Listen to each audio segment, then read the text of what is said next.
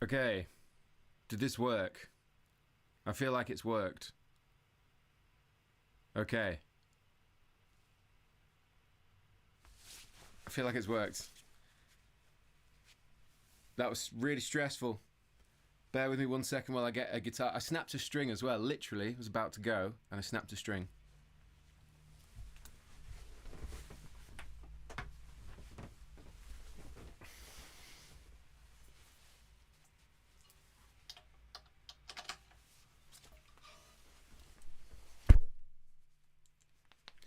Okay.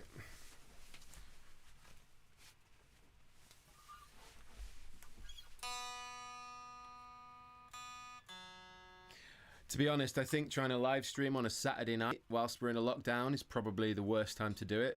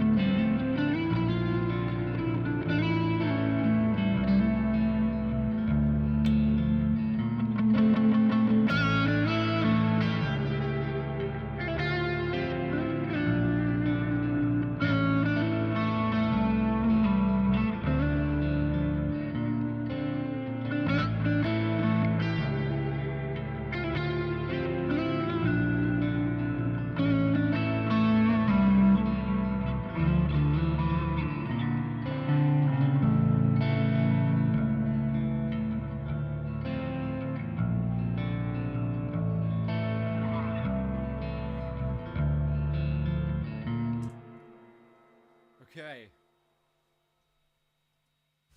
I decided to just try and play for a minute because it was all going wrong. But I think it's working now. I think finally it's working. So whilst it's working, let me just say a huge thank you to Guitar Summit for having me. In all the rush to get it all sorted as it went wrong, I actually have a Guitar Summit t-shirt, and I'm really sorry for not wearing it. It's just as I was starting to start the stream, it all started to go wrong.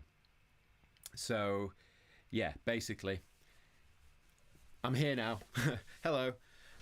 Yeah, this is a live stream in association with Guitar Summit. I was there last year. It was a great first time for me, actually. Really enjoyed it. Absolutely awesome to see something NAMM show-esque type thing happening over that side of over this side of the world, should I say. But anyway, Spotify. Anyway, it's nice to be asked to do this. So yeah, I'm really excited to be here and do it. And it's been a while since I live stream.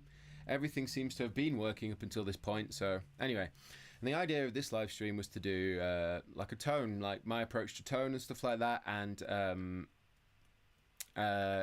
sorry, I can just see about 500 Spotify comments. Yeah, I've seen that Tosca has a Spotify. There's a rapper called Tosca or something that's on our Spotify page. We're trying to sort it out. I understand. I can see all the Tosca stuff. Thank you. Anyway, yeah, I'm a little bit flustered just because I'm trying to get it working, but it's kind of all working now. So anyway, how's the audio, by the way? Can you hear me all good? Can everyone hear me? In any case, my approach to tone. So what I've got set up today that I thought I'd show you is my Super Kraken rig, my stereo rigs. This is what I normally use for everything. Got my Schmidt Array pedal board on the floor. And yeah, I was going to use my new baritone because actually the jam that I did at the very beginning of this, I made it up just before starting to do the stream. And I was like, that's a vibe. I'm going to do that at the start of the stream and well into that. And then the stream went wrong. So anyway, but I was doing it on this, which sadly is not working because I snapped a string. It was like as if this has happened and I've snapped a string. So yeah, this is a new one. Well, this is the actual finished one. It got sent and I love this. But sadly it died. But anyway, we got the standard range. And yeah, anyway, so I was going to talk about my tone, my approach to tone. Sorry if it seems a little bit disorganized, but everything was right and now it's going wrong. But I have a second camera set up. Check this out. I want to show you guys what's going on the pedal board. And so to do that, we got this beast. Where is it? Okay. So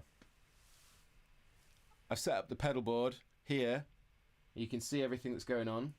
Just checking that YouTube's caught up, and it has. So I've got 2 amps going. I've got the Kraken, Super Kraken on top. That's going into the Torpedo Studio, and then this one is going into the Tube Amp Expander by Boss that you can see here. And yeah, and then this is the pedal board. So gig rig G2, hoping to get the G3 soon. G3 looks insane, so I'm hoping to get that. But anyway, so yeah, as you can see, all the stump boxes, everything was programmed by Dan. So it's all hooked up here, and then we've got all the wiring and stuff underneath there as well with a couple of extra bits. But I just thought I'd show you that because it's pretty cool. And also you can see, you know, what's going on here. So I just thought I'd show you that. Anyway, we can carry on with the stream now. And if you want to have a look at some close-up stuff, we can do that. There's a Q&A bit as well that I can get talking about. We're strict to an hour stream. But yeah, basically, let me carry on. So I'm going to start with the baritone.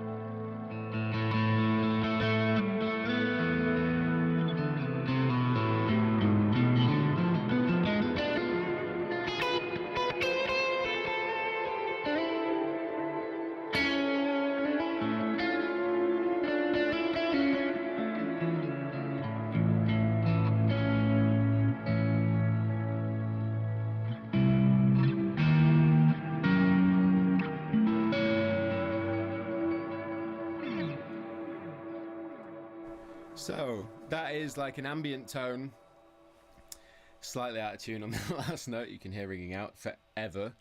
How do I get about doing these? How do I go about getting these kind of tones? Well, the main way that I would do it is really what I've actually got going on here is we've got the crunch channel, reverb and delay, and then I'm actually using the Walrus EB10 and the Keeley Compressor Plus, which is underneath. And the reason that I'm doing that is for two reasons. Firstly, I like the EQ in front, particularly on the clean. It allows me to get a little bit more out of the amp. And then the compressor, when I'm using crunch, it just adds such a nice amount of sustain, of course, that it's just so enjoyable to play. You know, you can hear my watch against the guitar. I'm going to take that off. It's like...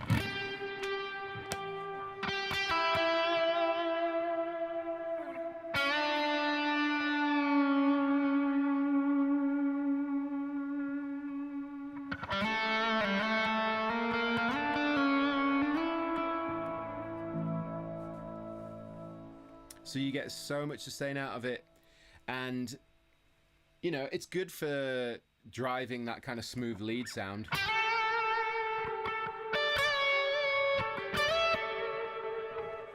Also, I'm trying to jump between turning the mic down so you don't get all the string ring, but anyway, yeah, I really like using lots of reverb and delay, of course, to varying degrees. So I never really have an absolutely what's the word, exclusive clean tone. I'm usually always throwing it in there with a bit of reverb or something, or compression. I never really just have a clean sound, but I do have a clean tone set up. Yeah, we got that. It's still got reverb and delay on it.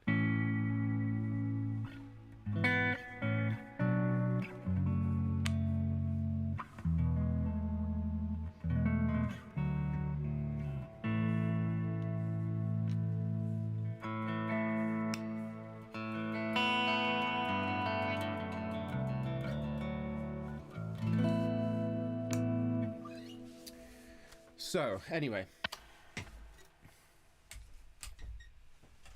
this is what I was going to talk about mainly, because I've talked a lot about my sort of heavy tone, my heavy baritone kind of rhythm tone and stuff like that. So I thought I'd show you more my approach to how I dial in like a Strat sound on like a high gain amplifier. Let me find one.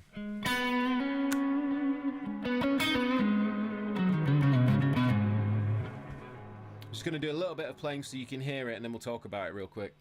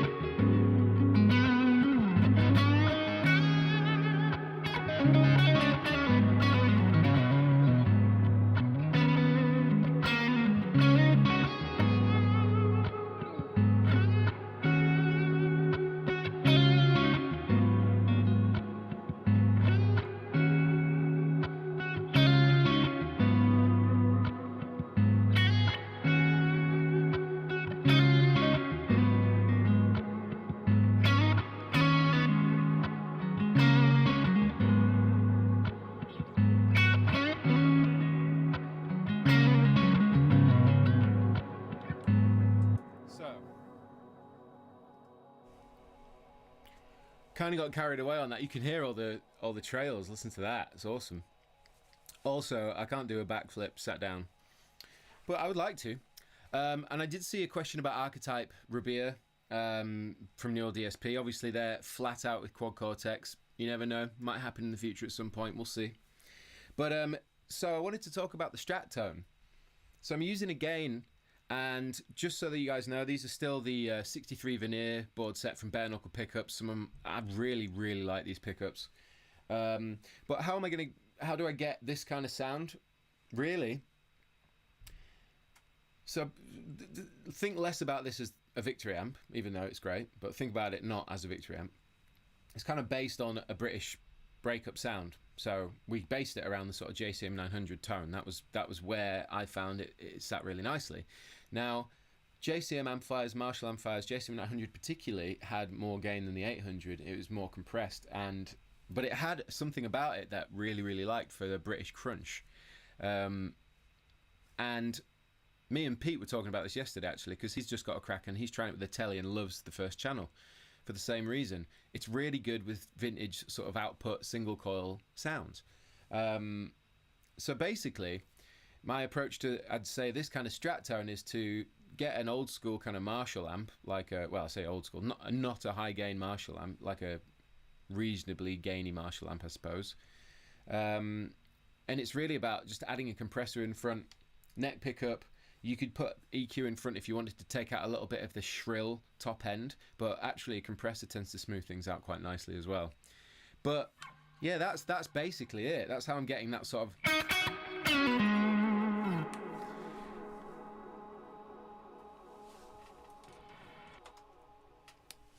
Sorry about that. It is also worth pointing out that the 60s Strat pickup sound is very... I discovered through doing this that it's a very important sound for me compared to the 50s.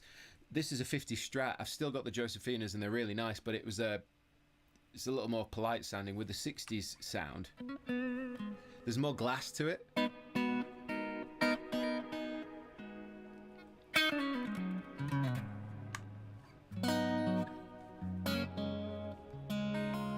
It's for me more vocal. Let me find another channel.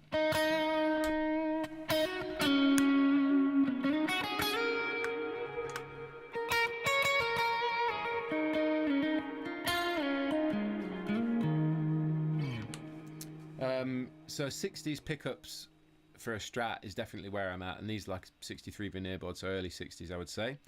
What else is cool? On top of that, oh, check this out. I know we got slightly off topic here, but I'll see if I can remember the riff. I use the OC5, the new Boss OC5.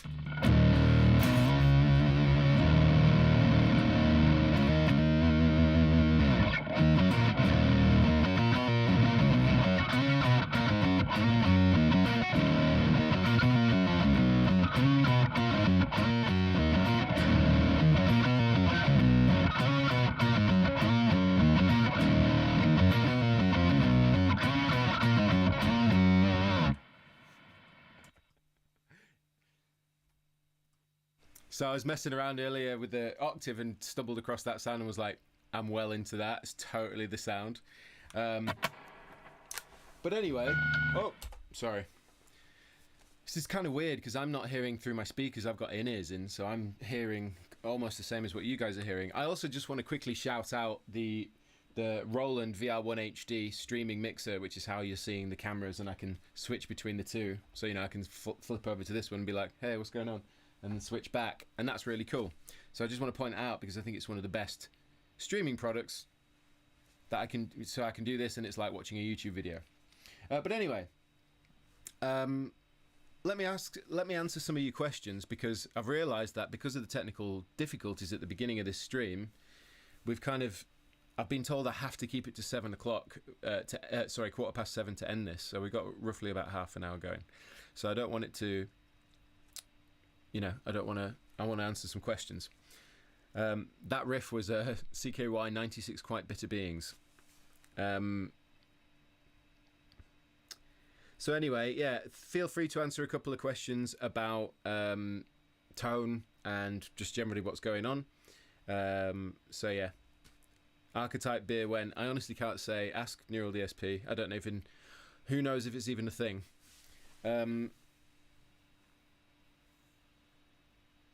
Okay, did you use a compressor at Riff? I didn't hear that. I don't know what you mean. Sorry. Thank you all for the positive notes on the riff that I put out the other day. That was cool.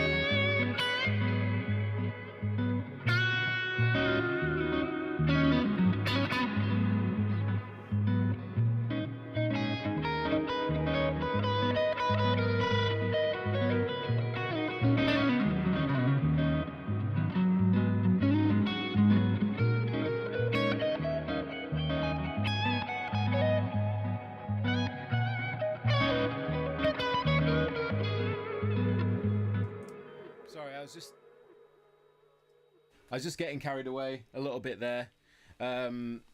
Scott Evans, bye. Anyway, so you were going to ask me some questions. So, what scale is that? Really, to be honest,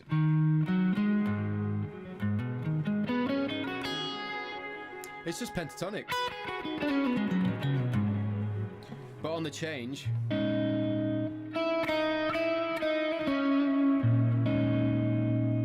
and then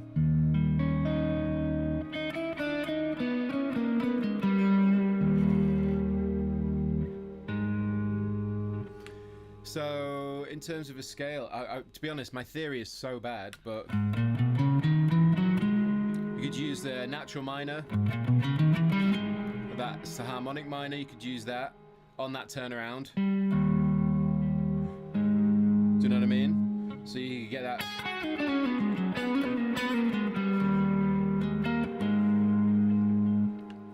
Sounds cool. Favorite distortion pedal? Oh man, that's a hard question. I review a lot of them. Some really stand out. The new Crazy Tube Circuit Space Charge was really sick. I don't know, man. My favourite distortion pedal. The one I always come back to for every recording I ever do is the Thunderclaw, which is why it's on the board.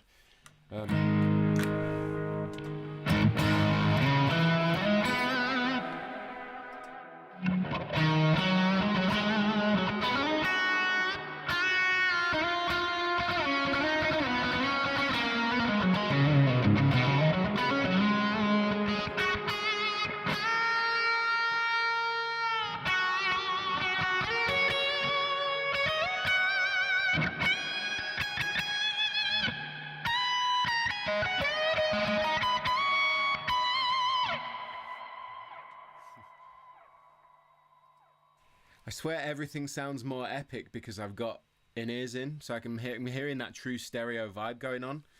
But the EQ is the EB10 from Walrus, and the compressor is the Keeley Compressor Plus. I was jumping between that and the Dark Glass Hyperluminal compressor, but I'm trying out the Keeley one for now. But that distortion, just so you know, was the Thunderclaw from Mr. Black. It's a great tone for a Strat. Absolutely love that on a crunch. The looper you're hearing is from the Strymon Timeline. Trying to answer all of these questions going on. Any chance of a 24 fret Rabea Sig? No, because I don't use 24 frets really ever. Which of the Kraken Kemper packs is your favourite? Probably the last one we did. What's the deal with Tosca's new single, Leave No Meat on the Bones? Yeah, basically, because of COVID and a lot of stuff going on, Dave's moving house, Ben has had a new baby boy, and lots of stuff going on with the company. My mum got sick. There was so much stuff going on that we needed to take a break. So that's what we did, and we're worrying about the single when we come back. So I apologise if that's not the answer you wanted, but it's nearly mixed. Basically, I got back to mixing it maybe 2 or 3 weeks ago with Mark. Got in touch and said, yeah, we need to get this single done. So give it maybe a month, maybe in the new year, I hope. But yeah, just so you know, that's basically why. There was just a lot going on in everybody's lives to ignore and focus on the single. But anyway, and thank you so much. I haven't spoke to you like in real time for a long time, so I just wanted to say a huge thank you for all the positivity towards my mum getting better as well. She's doing a lot better now. Her and my dad chilling in Spain. Sadly, still can't go and see them. Really miss them. I haven't seen them all year. I would like to go and do that. I love them very much, so it'd be nice. So I just wanted to say thank you, because you really did. It really meant a lot to me and my mum and my dad and my sister. Anyway, little bit of feels there. What's my favourite neural DSP plugin? I have to say, non-guitar would be Parallax Bass plugin. I use it on everything. Favourite neural DSP plugin? It's a harsh one between Corey Wong and probably Nolly. Corey Wong or Nolly. Those two feel to me like there's the most tweakable options, and I like to tweak things. So, yeah, definitely. Favourite type of reverb on the Big Sky? The Hall, which is what's currently on right now.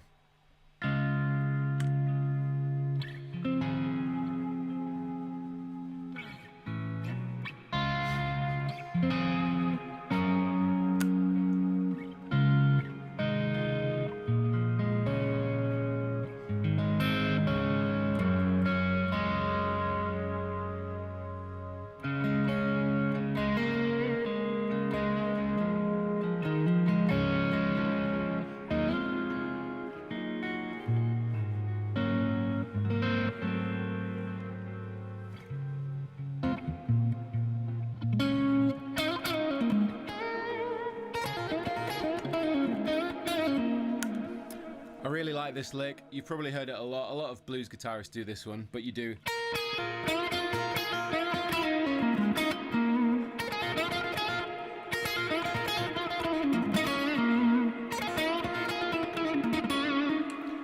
It's too much reverb for that lick, but it's a nice lick. Anyway.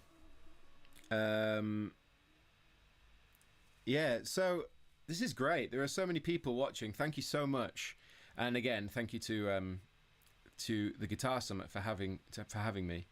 I feel like everything threw me off when I started this stream. It was all ready to go, and now it's like I still feel like a bit like I don't know what I'm doing.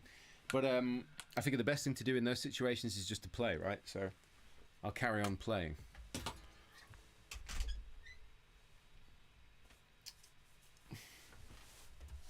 Let's try this one.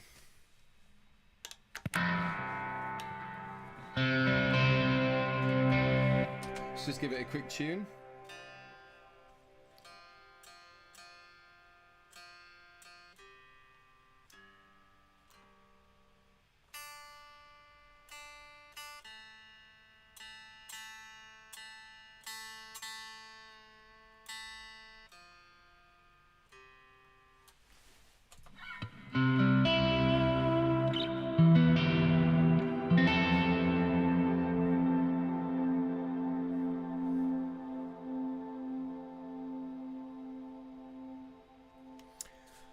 Quad Cortex is insane.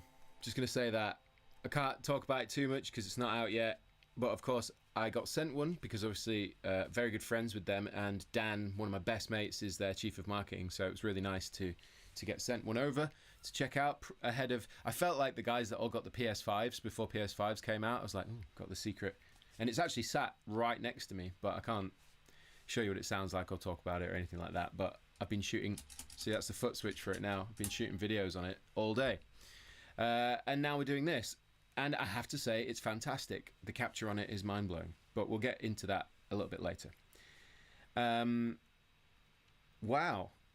Thank you very much. This is... Do you think 70 country dance is you play the most beautiful song? Come back to the video all the time. Thank you very much. I'm not sure what's going on here, but there is some sort of coloured bubbles that keep popping up with different amounts of 10 euros. Okay, I'm not sure what that is. I've never seen that before. And it looks... But thank you. There's a setting. I must have... Yeah, I'm not sure what's going on there. There must be a setting on the thing. Anyway. So... I'm just going to play a bit more.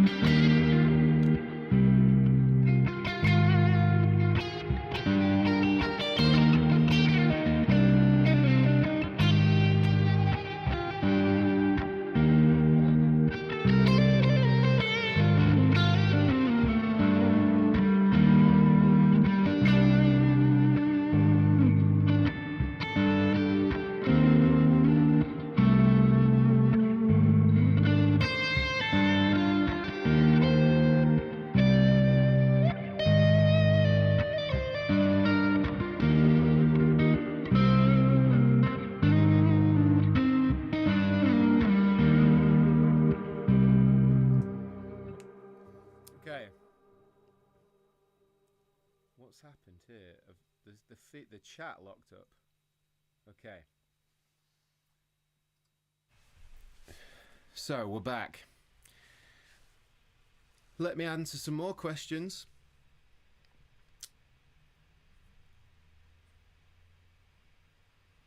You always say you don't know much theory. So what do you learn? What did you learn at ACM? Is the production more production first? I'm wondering. Okay.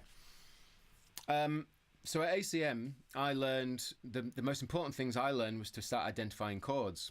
So I knew, okay, slightly out of tune.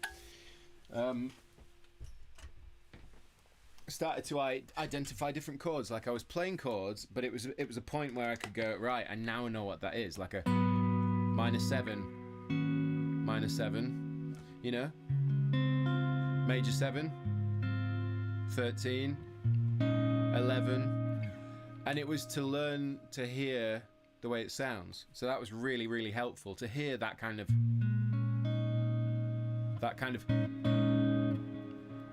I learned to take the sound of, say, an extension chord and then reference it, so I knew what I was listening for, if that makes sense. Rather than understanding the theory that made up the chord, it was more understanding the sound that the chord made, and then referencing that, using my ear to reference that. So that's why, yeah, basically based on intervals and stuff like that, I really, really love intervals. I think they're probably the most useful tool I've ever had in guitar. I just think they're fantastic. There's so many uses for them, and it's a really good way of helping me understand what I'm hearing. So I like that. You and Josh Smith are two players that inspired me to pick up the guitar again after 20 years. Love you, up. Thank you very much. I'm now in deep jazz improv. Yeah, jazz improv. That's it. I was speaking to a bunch of young jazzers at Brighton Electric the other week, and I was genuinely curious, asking them, like, how do you guys think when you're like playing over complex changes? Because I don't do that very much. I really love to try, but it's my weakest area as a guitar player. And it was really interesting getting some insight from them. And it was more a case of the more jazz you listen to, the more you understand how it sounds and it's supposed to sound, and therefore you make those sounds because you're expecting to hear that. And that totally made sense. And the truth of it was that I don't listen to a lot of jazz, which is probably why I don't really play jazz. I think if you're going to listen to jazz and soak it up, then you're probably going to hear it come out in your playing. So that was quite a quick lesson to learn.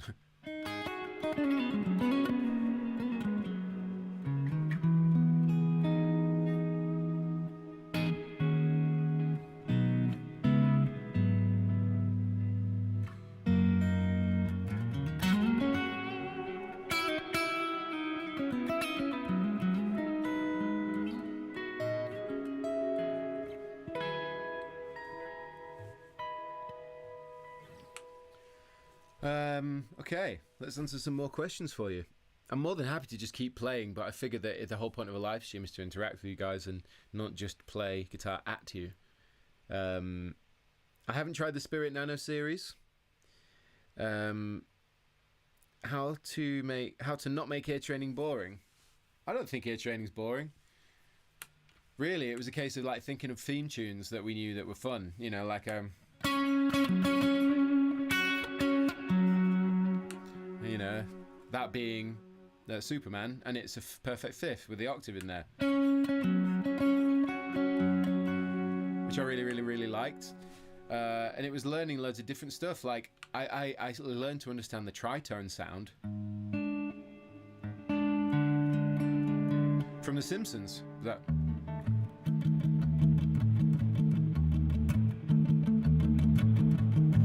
and it had that flat five in it, and that's what gave me this. That's how I knew the flat five, and I started to reference that. So, yeah, to make intervals not boring, think of loads of cool tunes that, or riffs or motifs or like famous theme tunes that, yeah, that use those intervals. I find that really fun. Like some people will know what that is, but that's a good one for major six. You could do like what's another good one?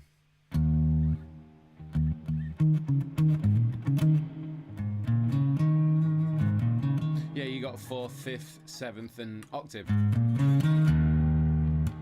In that one, you know,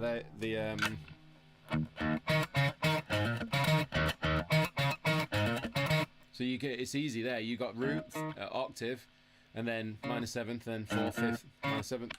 That's a really fun one. But yeah, just try and think of different stuff. Try and think of different theme tunes that are going to give you a reference point to what an interval should sound like. Like, particularly whenever you hear bands like Tool.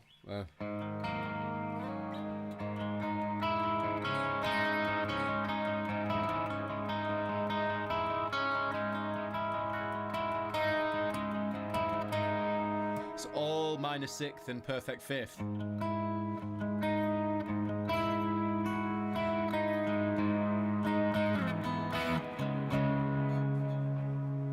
They use a lot of that sound. It's very much, it's because it's a hypnotic sound as well, you know.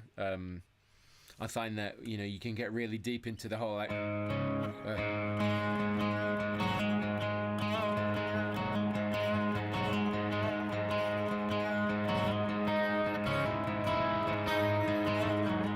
all that stuff, you know. You can just lose yourself in it for hours, and it's all just like roots, flat seconds, you know, fifths, minor sixths. Stuff like that. So yeah, basically, it's about associating a sound or an emotion with an interval. That's what I learned. Mike Goodman taught me that. He was really good for that.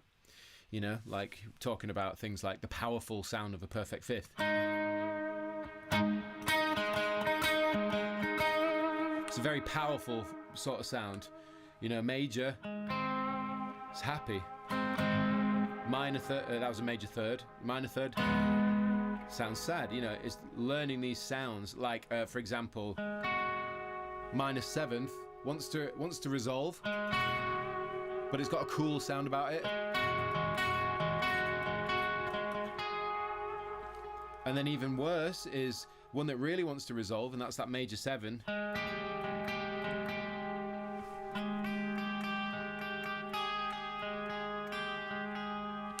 You know, it's learning to hear those and go, oh yeah, I know what that is. You know, and it's funny. I always thought that major seven sounded more minor than the minor seven. But anyway, are you going to record alone? I was thinking about putting something together after Grinding Gears 3 is out, because it's just finished. I'm hoping it's going to be out mid-December, and I'm thinking I'm going to start doing some more original material next year for myself. Yeah, we'll see how it goes. I like playing acoustic guitar, but I don't really play it very much. I should. Okay.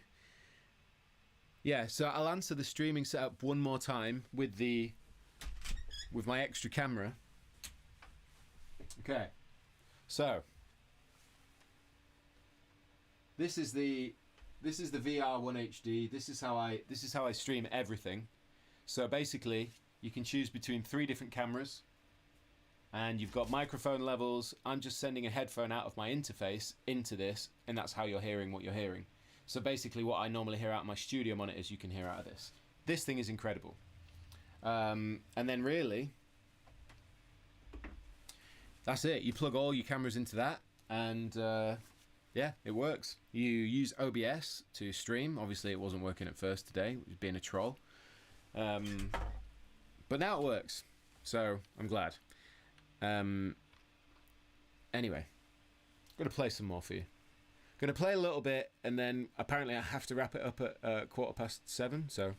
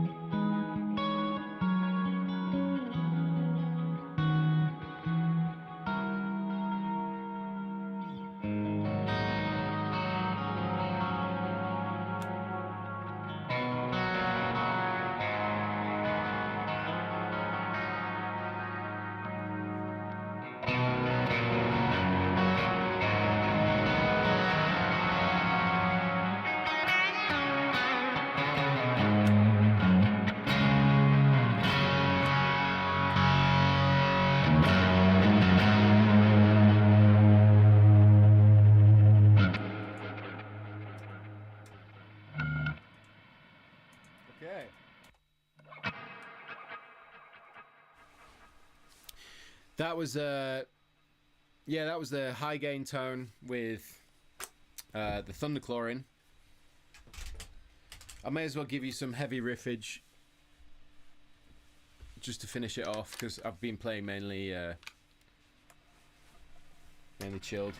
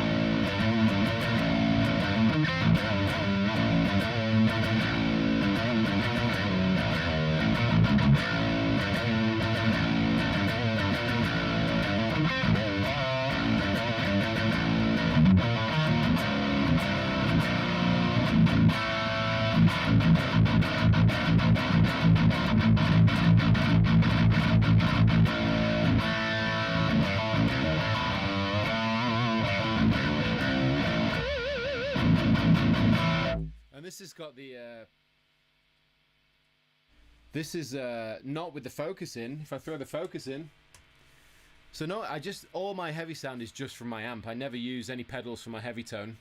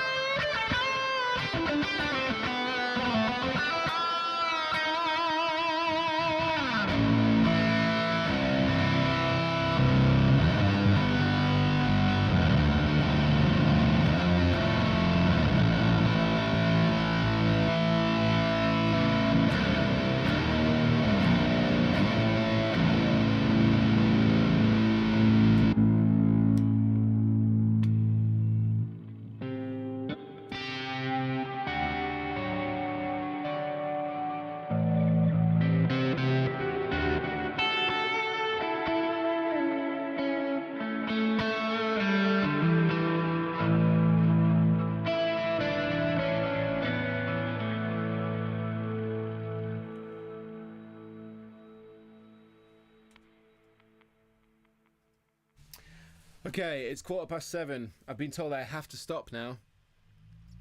But anyway, the amp that I was playing, those are my Victory Super Krakens in stereo through my pedal board with the Strymon stuff.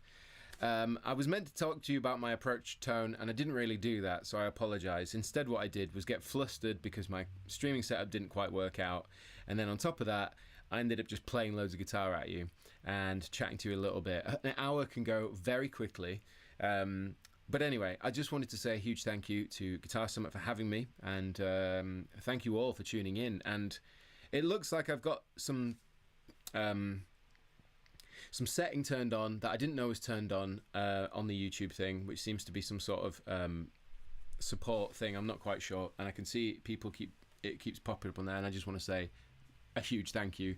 I didn't know that was on there, so I'm going to find out what's going on there and work it out. But anyway, thank you all for watching. Thanks to Stefan for bearing with me. Thank you to you guys for bearing with me. And resuming normal programming from next week. Hopefully we got some new videos coming out on the new Quad Cortex and stuff, but we'll see.